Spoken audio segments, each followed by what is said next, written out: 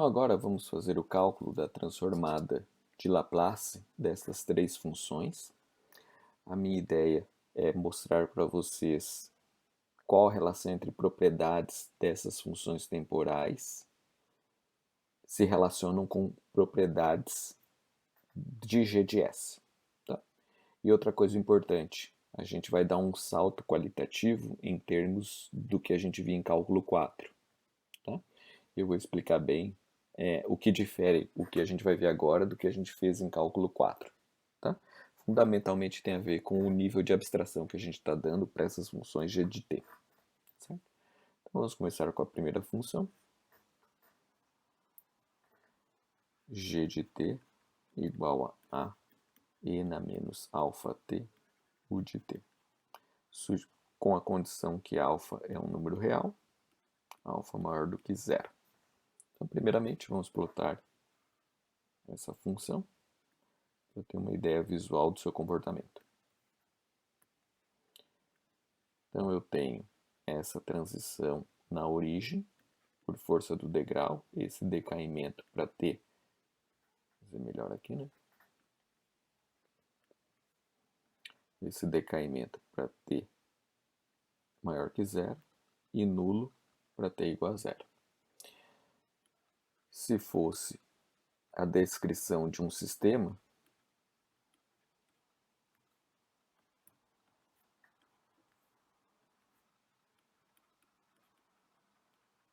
linear invariante no tempo, essa resposta ao impulso seria de um sistema causal.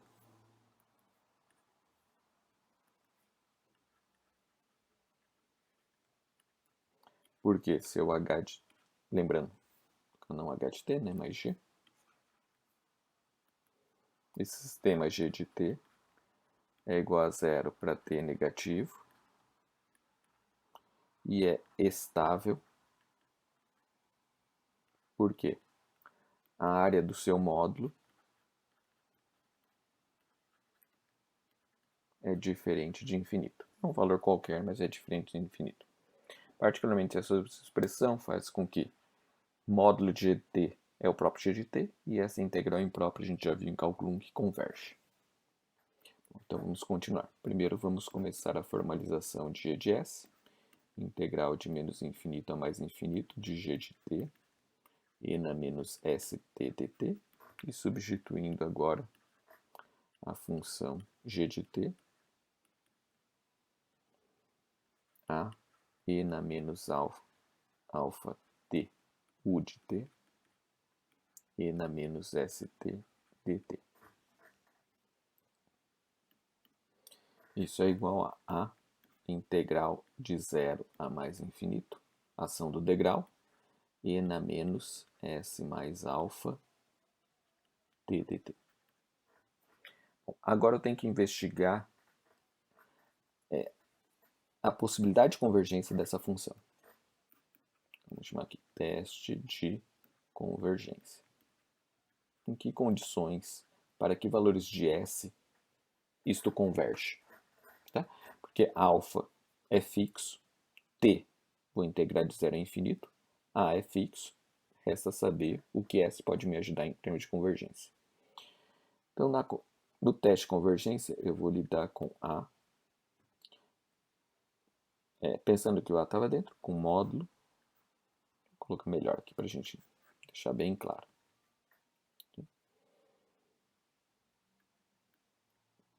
Vou deixar assim mesmo, a integral, quero ver a convergência desse termo, mais infinito, módulo e na menos s mais alfa t dt. Bom, esse resultado tem que ser diferente de infinito. Este resultado é um pouco menor ou igual do que esse resultado. Por quê? Módulo do produto, sendo complexo, é um pouco maior, menor ou igual do que o produto dos módulos. E na menos, ou antes disso, né? Antes de fazer essa mudança. Eu vou abrir aqui os exponenciais. internamente. E na menos st, e na menos alfa t, módulo dt, igual a integral de 0 a mais infinito, módulo de e na menos sigma t, e na menos j ômega t, e na menos alfa t dt. Então veja que tudo é igual, não mudei nada internamente.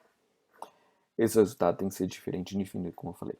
Agora eu vou fazer o seguinte, eu vou fazer módulo do produto igual ao produto dos módulos, ou módulo do produto menor do que o produto dos módulos. A 0 a mais infinito. E vou separar em dois termos, porque veja, esse exponencial é complexo e os outros dois são reais. Então vou deixar num termo os exponenciais reais, sigma mais alfa t, produto módulo e na menos j ômega t. Tá? Isso aqui tem que ser diferente de infinito. Então veja, isso aqui é um pouco maior do que essas três outras expressões, mas ainda tem que ser diferente de infinito. Bom, por que eu fiz esse tipo de separação? Porque esse termo é especial. Módulo de e na menos j ômega t é igual a módulo de cosseno de ômega t menos j seno de ômega t. Um resultado notável que a gente já viu várias vezes. Esse resultado é 1. Eu posso cancelar. Então a convergência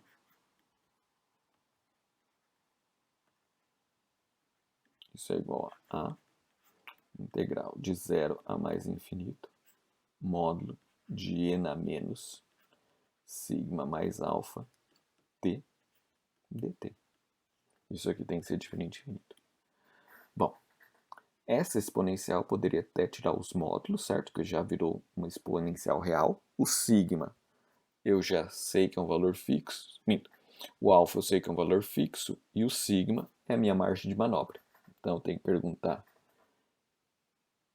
para que valores de sigma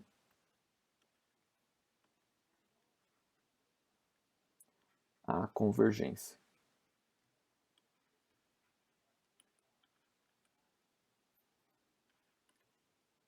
Então, se observar, sigma mais alfa tem que ser maior que zero, pela expressão do exponencial. Ou seja, a parte real do S, que é o sigma, desculpa, tem que ser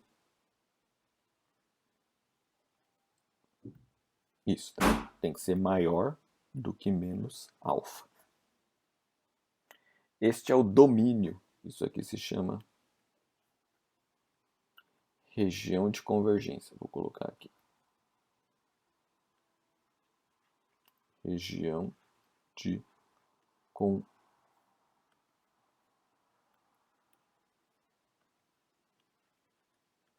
convergência de G de S, ou domínio da função G de S. A gente costuma colocar essa região de convergência, esse domínio, ou dessa forma, dessa inequação, ou graficamente, considerando o plano S. Tá? Parte real de S, parte imaginária de S. Então, isto aqui recebe o nome de plano S. Tá? Esse plano, naturalmente, porque a variável S é complexa. Lembrando que o alfa é um valor positivo, então menos alfa está localizado em algum ponto aqui. Como a parte real não faz parte do domínio, eu tenho um tracejado e a região de convergência é esta área achurada. Tá? Todos os valores de S que estão à direita dessa fronteira. Bom, definido o domínio, eu posso continuar a integração que vai definir o g de S. Então, a gente tinha que g de S era A, integral de 0 a mais infinito, e na menos S mais alfa t dt. E eu posso agora concluir. Esse resultado é alfa, A, e na menos S mais alfa t, dividido por menos S mais alfa. Substituindo t de 0 a mais infinito. Quando eu faço essa substituição integral normal, porque eu já sei o domínio de S, os valores que isso aqui converge, por força da convergência de uma versão mais restritiva dessa expressão. Então, eu vou ter A que multiplica. T igual a infinito, eu sei que isto aqui é zero. Menos t igual a zero, eu sei que o expoente, eu sei que o numerador é 1.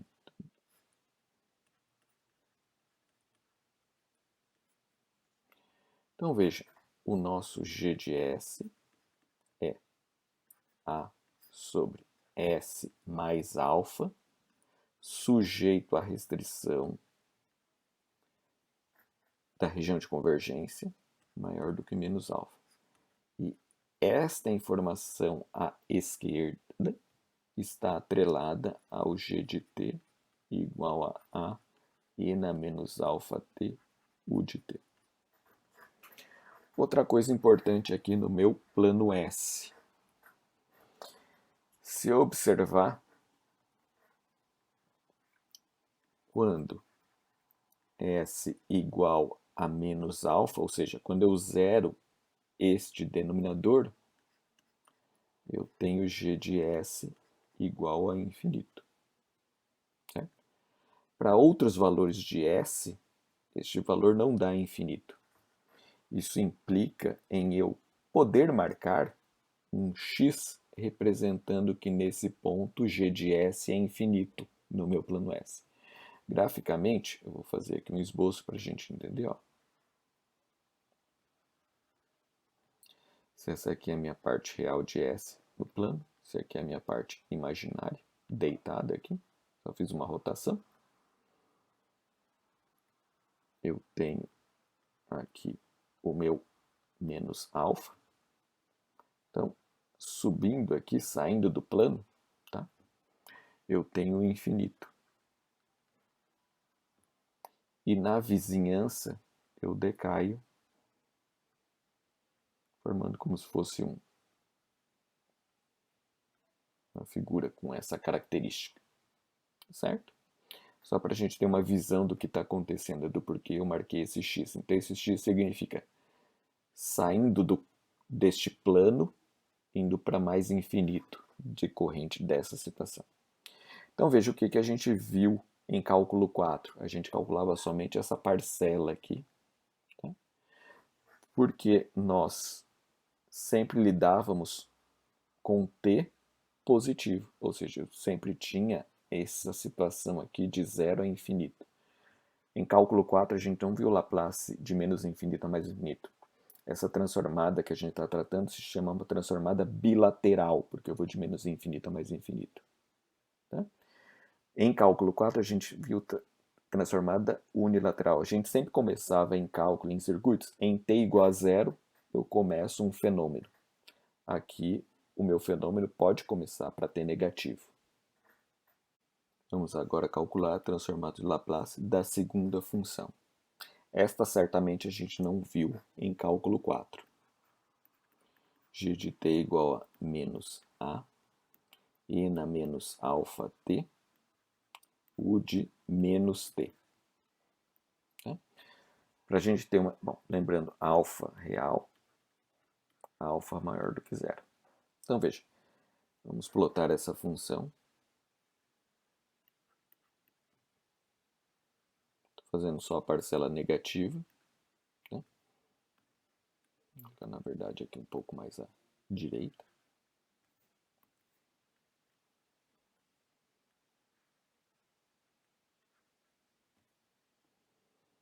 Por que mais à direita? Porque por força deste degrau, eu tenho esta situação. Por força do negativo menos a, eu tenho essa situação. E notando, como A é positivo, eu tenho menos alfa aqui, menos um número positivo. T é negativo, então eu acabo divergindo, à medida que T vai para menos infinito. Se fosse um sistema, então vamos colocar aqui só para ver a cor, isso. Se fosse um sistema linear invariante no tempo, seria um sistema não causal e instável. Veja, exatamente o oposto do sistema anterior. Claro que a figura é diferente, mas em termos de característica sistêmica é bem diferente. Então vamos calcular o g de S.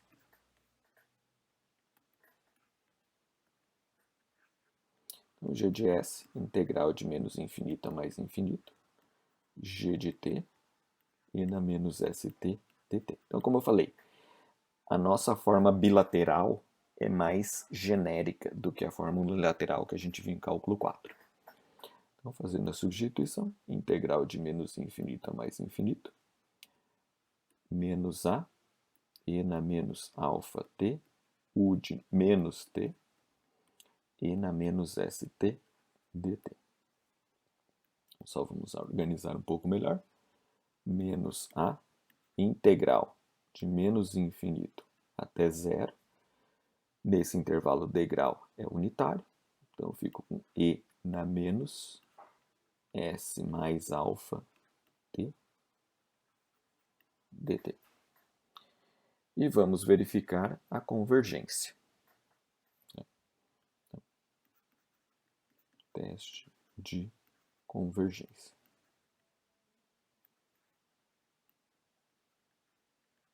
Lembrando, absoluta. Só que agora eu vou fazer de uma maneira um pouco mais simples. Tá?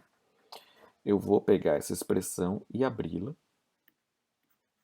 em integral de menos infinito até zero, e na menos sigma t, e na menos j ômega t, e na menos alfa t. Veja que é igual o que eu fiz no teste anterior, a única coisa que eu não estou pondo módulo. Por quê? Porque este termo, ele basicamente oscila. Veja, eu estou calculando uma área. Se esse termo oscila, ele não ajuda na convergência.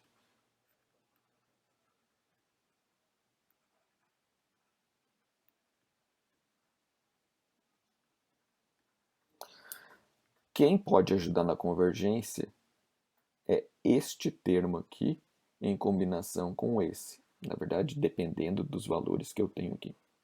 Então, a convergência depende de quem?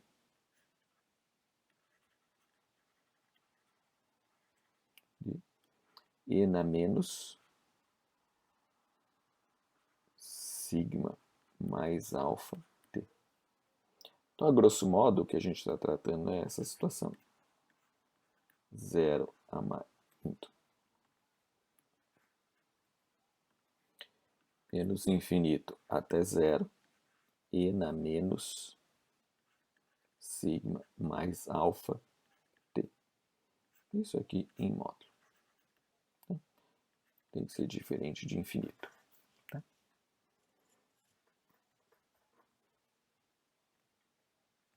Eu vou até apagar aqui esse elemento que eu estou testando, certo?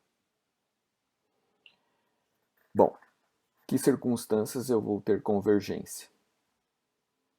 Como t é negativo, eu estou cancelando esse menos. Então, significa que sigma mais alfa tem que ser menor do que zero, já que o t é negativo. Então, vou colocar aqui.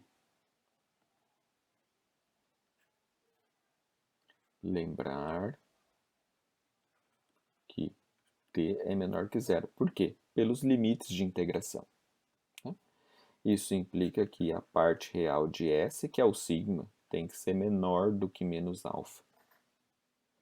Graficamente, o que nós temos para representar esta região de convergência?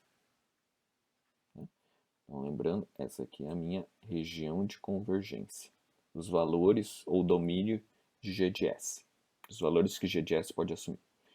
Então, veja, eu continuo tendo um pontilhado vertical, porque a parte real está nesta linha, nesse ponto, ou seja, não importa a parte imaginária de S. E os valores que verificam essa situação, só vou colocar aqui à direita, são todos os valores de S, reais e complexos, que estão à esquerda desse domínio. Então agora eu vou concluir o resultado. Já encontrei o domínio. Posso seguramente resolver o problema. Então tem menos A, integral de zero, de menos infinito até zero, de quem? Só olhar a função novamente. Aqui, essa expressão. E na menos S mais alfa t dt. Isto aqui é menos A. E na menos S mais alfa t dividido por menos S mais alfa. T igual a menos infinito, t igual a zero. Então veja, para t igual a menos infinito, eu já verifiquei que as condições dadas pela região de convergência vão tornar esse denominador nulo. Então eu vou ter menos A. E para t igual a zero, eu terei 1. Então eu vou ter 1 dividido por menos S mais alfa, menos zero. Já garantido a convergência, a gente já sabe. Então veja, o g de S passa a ser A sobre S mais alfa, sujeito a um domínio definido por parcial de S menor do que menos alfa. E isso forma a par transformado de Laplace com g de t igual a menos A e na menos alfa t, u de menos t. Lembrando que o nosso alfa é maior do que zero. Certo. E, novamente, o valor que zera o denominador, eu coloco uma flecha, porque nesse ponto essa função gera infinito. E notem que curioso, obtive uma estrutura g de S idêntica à do problema anterior. Depois a gente vai sumarizar isso e comparar com as propriedades dos dois sistemas g de t, resposta a impulso. Então agora, última função, cuja transformada a gente vai obter, g de t igual a e na alfa t, u de t. Alfa real, alfa maior do que zero. Tá? Posteriormente eu vou fazer vídeos onde o alfa vai ser complexo. Tá? Depois a gente vê essa situação. Bom, graficamente, para a gente ter uma visão do comportamento de g de t e ter uma rápida descrição das suas propriedades se fosse um sistema, o degrau anula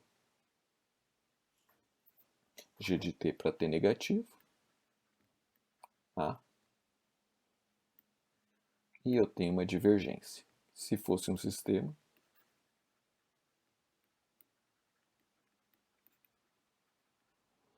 linear e variante no tempo, seria um sistema causal, só que seria um sistema instável. A área do módulo dessa função daria infinito. Veja que eu consigo lidar com sinais instáveis, tá? Em Laplace, enquanto que em Fourier eu não tinha essa condição. Então vamos ver, g de S igual integral de menos infinito a mais infinito, g de t, e na menos st dt, substituindo menos infinito a mais infinito, a e na alfa t U de T, e na menos ST dt. E força do degrau, 0 a mais infinito. Podemos tirar o A para fora.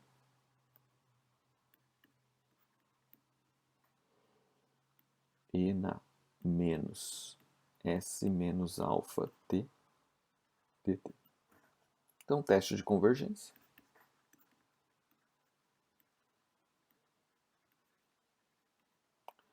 Vou focar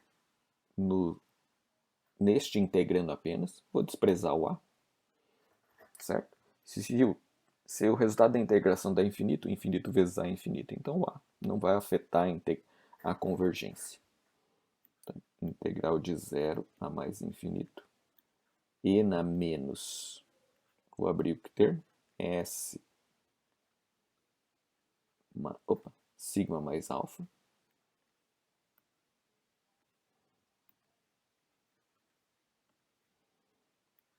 Sigma t, e na menos j ômega t, e na mais alfa t dt. Novamente, não ajuda na convergência.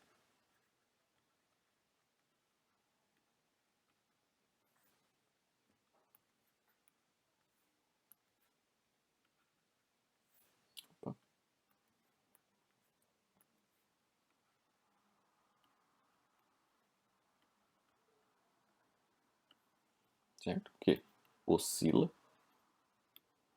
com t. E o que me resta para avaliar a convergência são os outros dois termos. E na mais infinito, e na, vou colocar aqui em módulo, e na menos sigma menos alfa t dt tem que ser diferente de infinito. Essa circunstância é obtida quando sigma menos alfa é maior do que zero, ou quando a parte real de S é maior do que alfa, sendo alfa positivo, como a gente já viu. Então, no plano S,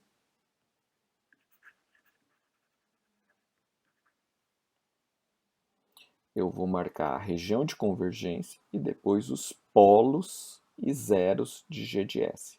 Os valores que zeram o numerador e o denominador de G de S. Até agora a gente só viu polos. Se alfa é positivo, alfa estaria aqui. E pela definição do nosso domínio, eu estaria concentrando valores para G de S nesta região achurada.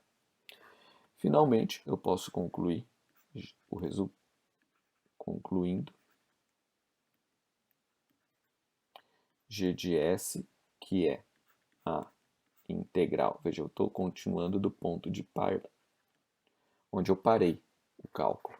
Vamos só checar aqui. E na menos S menos alfa t dt. Isto é A e na menos S menos alfa t dividido por menos S menos alfa para t igual a zero, t igual a mais infinito. Quando eu faço essa substituição, veja, para t infinito eu tenho zero, para t igual a zero eu tenho 1. Logo, o que eu tenho vai ser A 0 menos 1 dividido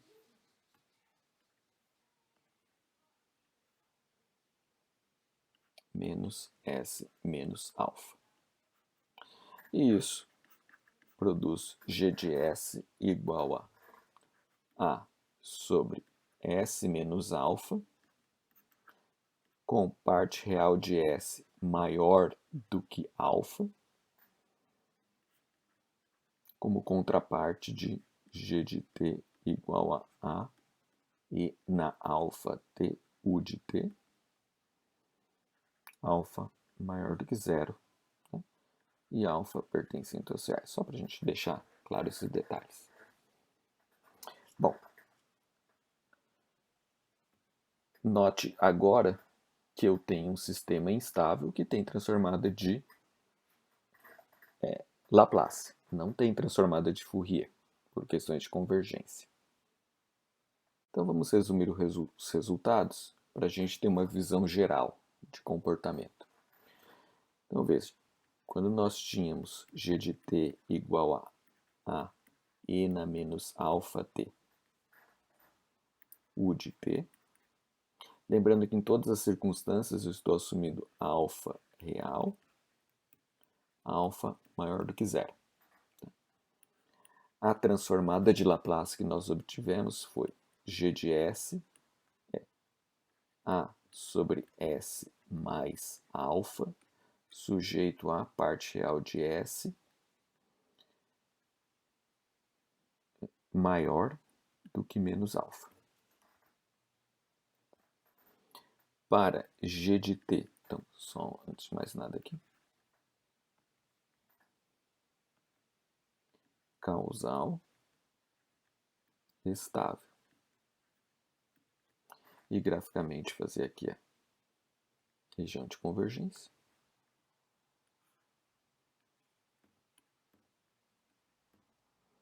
Parte real de S, parte imaginária de S. Então só uma representação gráfica, porque ela é mais fácil da gente verificar o resultado final.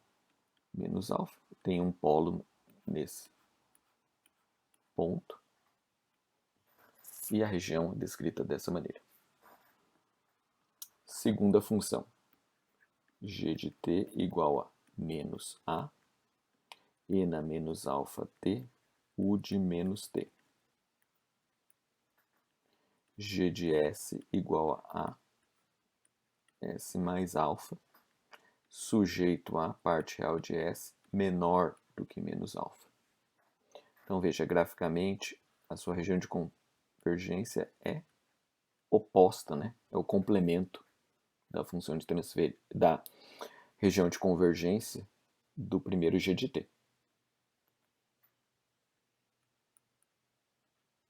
Tem mesmo polo, mesmo valor que torna g de S infinito, mesma fronteira, só que a região de convergência é completamente oposta, é o complementar em termos de conjunto. E finalmente, g de t, a e na alfa t, u de t, g de s, agora uma função g de s distinta,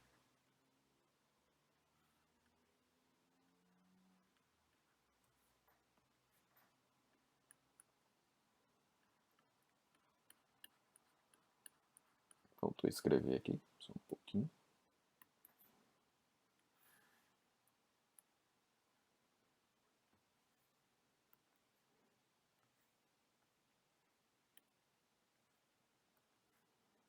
Parte real de S, arrumar um pouco melhor.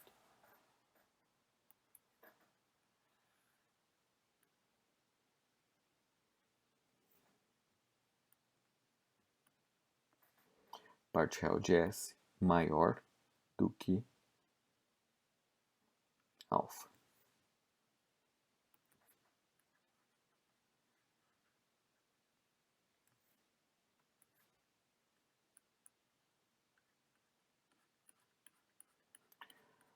Complementando aqui, não causal,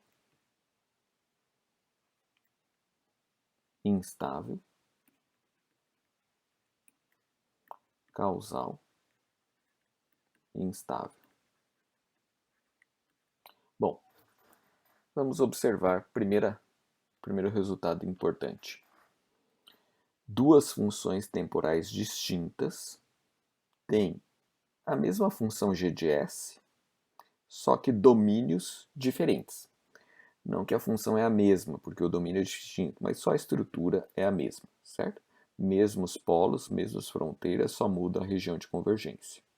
Tá? Então, primeiro resultado importante aqui. Se eu fornecer apenas esta parcela, ela é insuficiente para me dizer se eu estou tratando desta função ou dessa função. Eu preciso do domínio de G de S para definir claramente que função que eu estou tratando. Bom, agora vamos aos aspectos interessantes.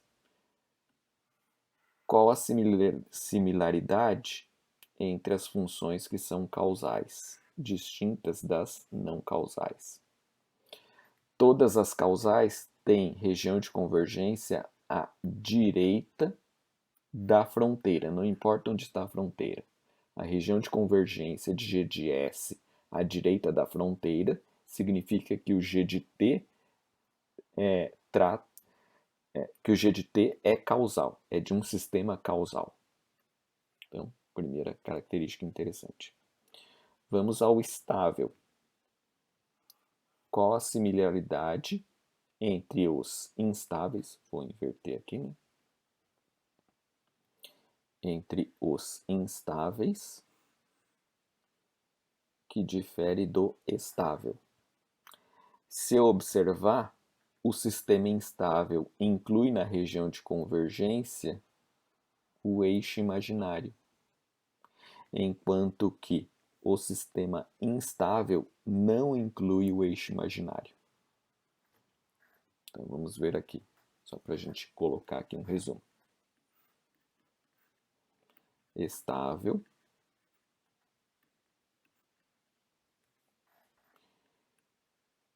colocar ROC inclui eixo das coordenadas. Então, se você vê, região de convergência inclui o eixo das ordenadas, é um sistema estável. E quem é o eixo das ordenadas? S igual a J ômega. Significa que G de S para S igual a J ômega é igual ao meu G de ômega. Então, se a região de convergência incluir o eixo das ordenadas, eu estou tratando de um sistema estável, significa que tem transformada de Fourier. Eu posso tranquilamente trocar S por J ômega na expressão de G de S e encontrar a expressão G de ômega. Tá? Ou seja, esses dois sinais não têm transformada de Fourier.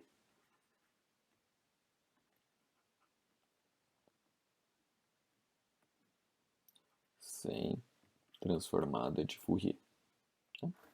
Causalidade, segunda propriedade. Veja que eu estou observando essas características na região de convergência e não na função causal. Região de convergência à direita da fronteira.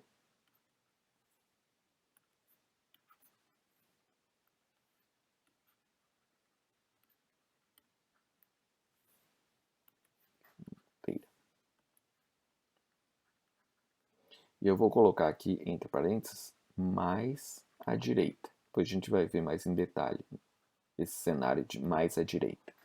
Tá? Então veja, este sistema é não causal porque a região de convergência está à esquerda da fronteira mais à esquerda. Este sistema é causal porque a região de convergência está à direita da fronteira mais à direita. Mesma coisa que esse aqui. Então veja, a região de convergência é um elemento extremamente importante para a gente definir essas propriedades, causalidade e estabilidade. Reforço, sabendo apenas o G de S, eu não sei de qual G de T estou tratando. Ou, dado um G de S, eu tenho um G de S de primeira ordem, quando o S está elevado a 1. Então, dado um G de S com essas características, eu posso ter duas possibilidades de G de T. A gente vai tratar com essas possibilidades em exercícios. Tá? Então fique claro aqui, no vídeo posterior eu vou tratar de alfa complexo e fazer alguns resultados numéricos para a gente verificar melhor. Cálculo de transformada de Laplace e fundamentalmente região de convergência, além de plano S e definição de polos e zeros. Tá? Por enquanto a gente só teve polos, eu só marquei x, valores que tornam g de S infinito. Depois eu vou tratar de valores que tornam g de S nulo. Tá certo?